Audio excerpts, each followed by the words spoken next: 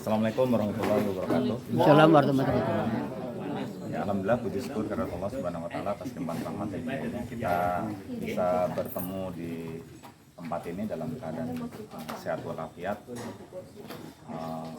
Lalu yang kami hormati Bapak-bapak Ibu pengurus dari PMKM Prima, lalu dari Bapak-bapak pengusaha kayu gaharu dan cendana.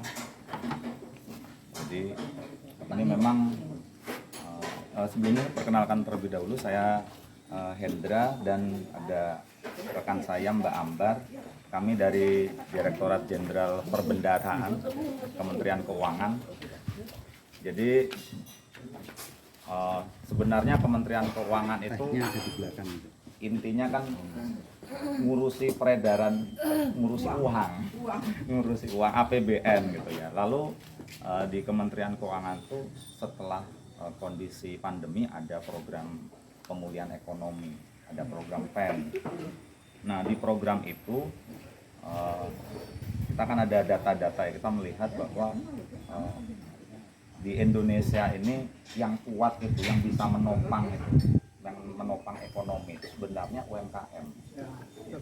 Karena UMKM ketika ada di Indonesia dia bisa muter di dalam negeri sendiri, itu sudah cukup sebenarnya untuk dalam negeri sendiri. Nah, sehingga kalau ada krisis-krisis ekonomi, UMKM-nya muter di dalam negeri, mau di luar harga naik turun itu kita masih tetap bisa jualan. Tapi kalau di negara-negara lain karena banyak basisnya keluar, dia begitu ada krisis global terikut. Nah, sehingga dengan fakta itu, yang awalnya Kementerian Keuangan itu hanya ngurusi APBN aja yang utama, itu mulai masuk lebih jauh untuk pemberdayaan UMKM. Apalagi kita punya UMKM yang bagus-bagus ya, Bapak Ibu. Ini contohnya gaharu. Gaharu itu bukan barang baru, dia dari ribuan tahun yang lalu. Ini jadi apa? Jadi produk unggulan kalau di Nusantara itu kan rempah-rempah, termasuk kayu gitu ya. Ini termasuk yang diinginkan penjajah itu kan cendana, gaharu itu kan kualitasnya bagus. Jadi harapannya ke depan kami bisa ikut andil untuk memasarkan, ya, menginformasikan, dan sebenarnya harapan ke depannya itu tadi Pak, kalau saya lihat bisa misalnya bayangannya Sulteng sentra gaharu, sentra cendana, sehingga nggak cuman sedikit yang merasakan manfaatnya, tapi masyarakat.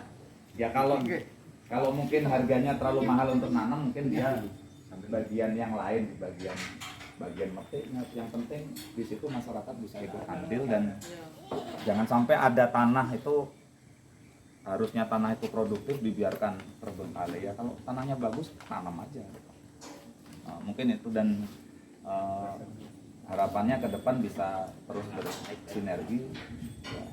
Jadi kalau kita sendirian aja kan nggak kuat, tapi kalau rame-rame ada yang bagian PMKM, ada yang kami di Kementerian Keuangan, dan di Kementerian Keuangan kan nggak cuma perbendaharaan, ada teman-teman pajak ya, nanti bagian informasi pajaknya.